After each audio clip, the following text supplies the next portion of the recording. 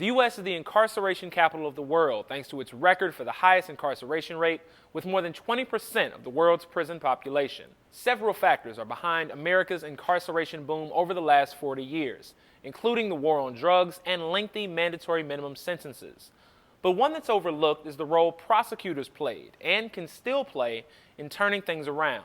So you get arrested, what's the chance that the DA says, I'm going to charge you with a felony? It's almost doubled. Fordham University law professor John Pfaff says overzealous prosecutors have had the biggest impact on mass incarceration so far. In the 1990s, even though the crime rate was consistently falling, two trend lines continued to increase right alongside each other: the number of people being incarcerated and the number of prosecutors being hired. Pfaff's book, Locked In, says this hiring trend explains how the United States doubled its prison population at a time when there was consistently less crime and fewer criminals. As crime was rising sharply between 1970s and 1990s, we hired about 3,000 more prosecutors nationwide, from 17,000 to 20,000.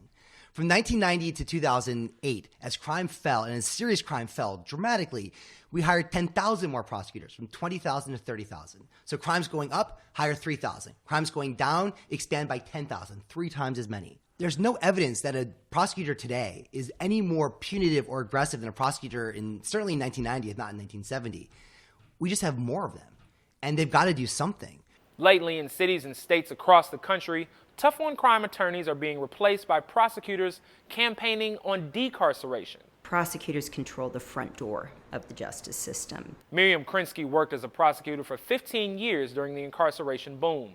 She now leads Fair and Just Prosecution, an organization of newly elected progressive prosecutors. They're essentially the gatekeepers. What kind of charges get filed are in the hands of prosecutors, and because of the fact that the vast majority, 90% plus of cases, are resolved by plea bargains, they never get in the hands of a jury of somebody's peers. When you package all of that together, what you have is a tremendous amount of discretion and authority on the part of prosecutors to drive either de-incarceration or over-incarceration.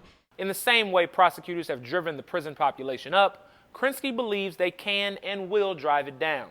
But it's going to take reform-minded policies at the local level. For example, in Philadelphia, a combination of post- and pre-trial reforms like ending the bail requirement for low-level crimes have cut the jail population by more than 40%.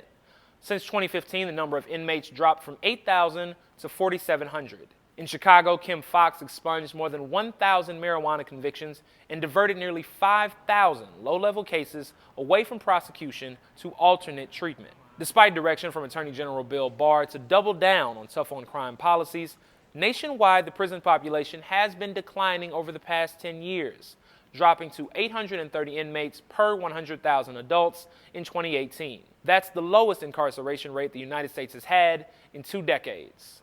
This incredible moment developed in 2016.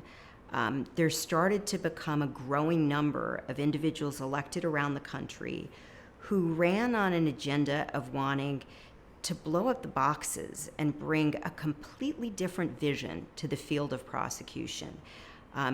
They were talking about shrinking the system. They can kill reform or they can light a fire under it.